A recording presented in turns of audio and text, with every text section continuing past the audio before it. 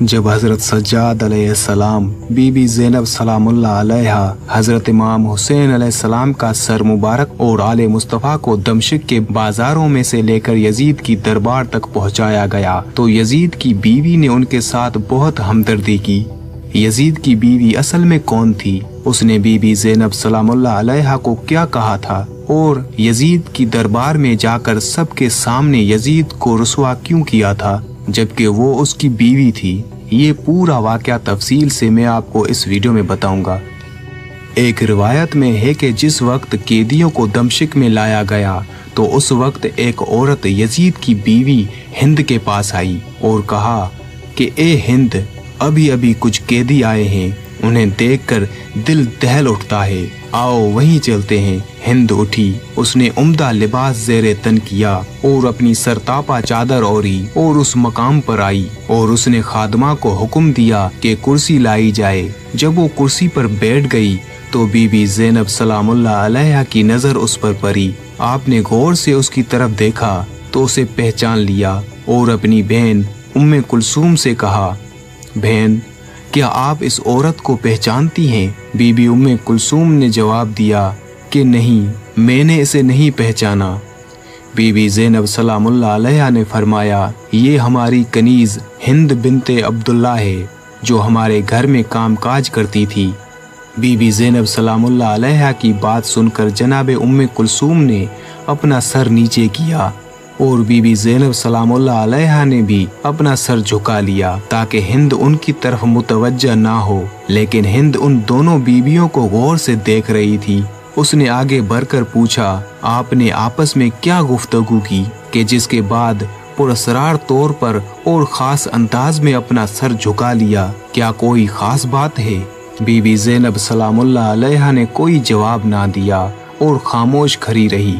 हिंद ने फिर पूछा, ए मस्तूरा, आप किस इलाके से हैं? अब बीबी ज़ैनब सलामुल्लाह अलैहा खामोश ना रह सकी और फरमाया, हम मदीने के रहने वाले हैं। जब हिंद ने मदीने मुनव्वरा का नाम सुना तो अपनी कुर्सी छोड़ दी और एहतराम से खड़ी हो गई और पूछने लगी, बहन क्या आप मदीने वालों को जानती हैं? बीबी ज़ैनब सलामुल्लाह अलैहा ने फरमाया, तुम किन मदीने वालों के बारे में पूछ रही हो? हिंद ने कहा, मैं अपने आका व मौला हज़रत इमाम अली अलैहिस्सलाम के घर वालों के मुतल्लिक़ पूछना चाहती हूँ। इमाम अली अलैहिस्सलाम के घर वालों का नाम लेकर हिंद की आंखों से मोहब्बत के आंसू जारी हो गए और खुद कहने लगी, मैं उस घर की खादमा थी और वहाँ काम किया करती थी, मुझे इस घर वालों से बहुत मोहब्बत है।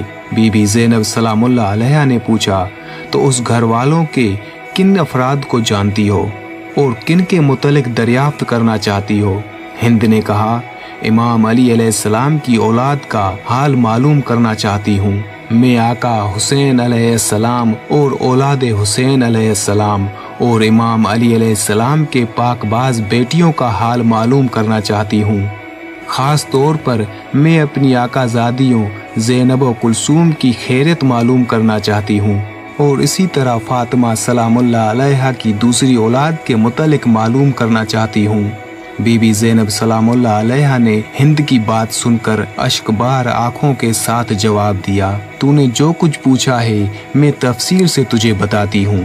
तूने अली अलैहिस्सलाम के घर के मुतालिक पूछा है तो हम उस घर को खाली छोड़ कर आए थे।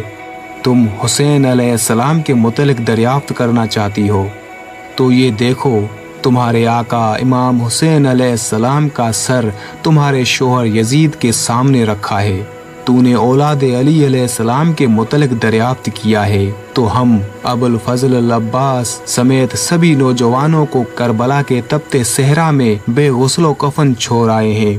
तूने औलाद हुसैन अलैहिस्सलाम के मुतल्लिक़ पूछा है तो उनके सब जवान मारे गए हैं, सिर्फ एक हज़रत सज्जाद अलैहिस्सलाम बाकी हैं जो तेरे सामने है और बीमारी की वजह से नातवा हैं। और जो तूने ज़ैनब के मुतल्लिक़ पूछा तो दिल पर हाथ रख कर सुन, मैं ज़ैनब हूँ और ये मेरी बहन उम्मे कुलसूम है।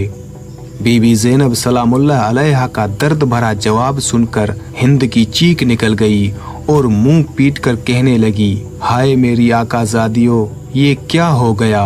मेरे मौला का हाल कैसा है, हाय मेरे मजलूम आका हुसैन अलैहिस्सलाम, काश मैं इससे पहले अंधी हो जाती और फातिमा की बेटियों को इस हालत में ना देखती।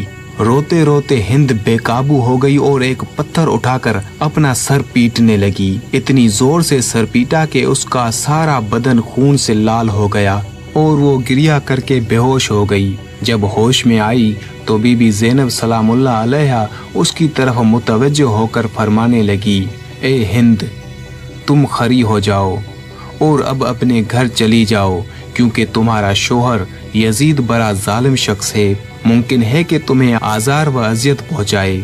हम अपनी मुसीबत का वक्त गुजार लेंगी। हम ये नहीं चाहते कि हमारी वजह से तुम्हारा सुकून तबाह हो जाए।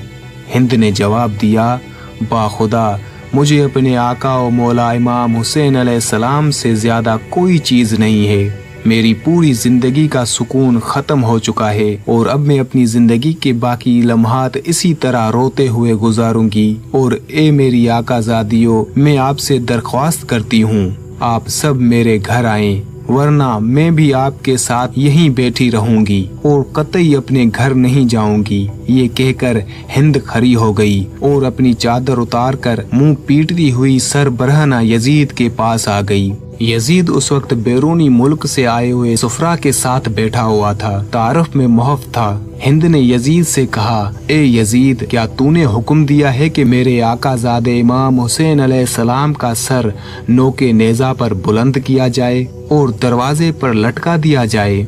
यजीद ने अपनी जोजा को इस हालत में देखा तो फौरन उठ खड़ा हुआ और भरी दरबार में उसे सरबराहना देखकर बर्दाश्त ना कर सका। उसे चादर पहनाई और कहने लगा, हाँ, मैंने हुक्म दिया है। अब तू नवासाए रसूल पर मातम करना चाहती है तो बेशक कर, लेकिन हकीकत ये है कि इब्ने ज़ियाद ने जल्दबाजी से काम लेते हुए हुसैन अलैहिस्सलाम को कत्ल कर दिया। जब यजीद ने मकरो फरेब से भरे जुमले कहे तो उस वक्त उसने हिंद को चादर ओढ़ाई तो हिंद ने कहा, ए यजीद, खुदा तुझे तबाह करे। अपनी जोजा को भरे दरबार में सरबराहना देखकर तेरी गैरत जाग उठी, मगर तू रसूल ज़ादियों को खुलेआम सरबराहना बाजारों और दरबारों में लाया है और उनकी चादरें छीनकर उन्हें नामहरमों के सामने लाते वक्त तेरी गैरत कहाँ मर गई थी? वाह हो तुझ पर ए यजीद।